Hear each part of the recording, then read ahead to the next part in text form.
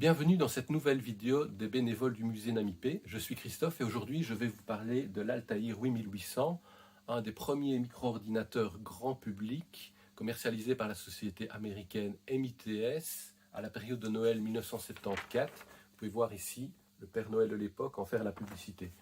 Alors c'est une machine qui était dédiée à des utilisateurs avertis. Elle était vendue en kit au prix de $400, soit beaucoup moins cher que d'autres offres de l'époque. Alors, officiellement, ce n'est pas le premier micro-ordinateur, qui était en fait le Micral-N, une machine française, mais celle-ci était dédiée à la recherche et beaucoup plus chère. Nous disposons ici d'une maquette de ces deux machines. L'Altaïr 8800 est au-dessus. Il s'agit en fait d'un prototype fonctionnel que nous allons pouvoir explorer. Vous voyez que l'interface est encore rudimentaire.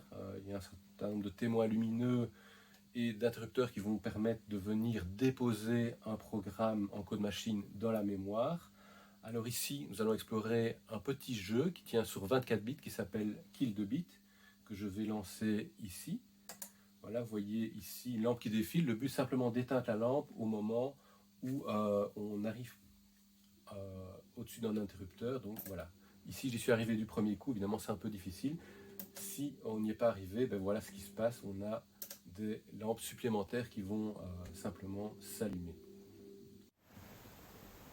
Afin d'utiliser plus efficacement l'Altaïr, on pouvait connecter un terminal physique. Ici, je vais le faire via une application terminal.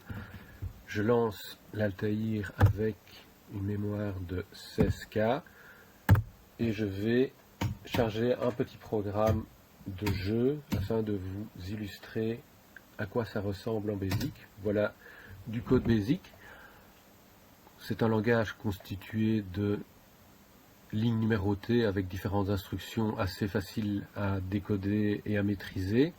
L'interpréteur de ce langage a été en fait développé par le tout jeune Bill Gates à l'époque avec son ami Paul Allen et a en fait été les bases de la société Microsoft qui était à l'époque établie près de MITS et qui a ensuite été s'installer à Seattle.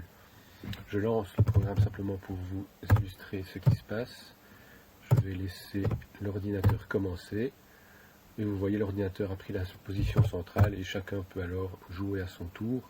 Ici, je vais simplement laisser l'ordinateur gagner. Et voilà la petite démo. Alors ce type de machine sera assez rapidement remplacé par des machines beaucoup plus abouties, notamment en 1977 avec l'arrivée de la trilogie de l'Apple II, du Tandy TRS-80 et du Commodore PET. Nous y reviendrons dans de prochaines vidéos. À bientôt.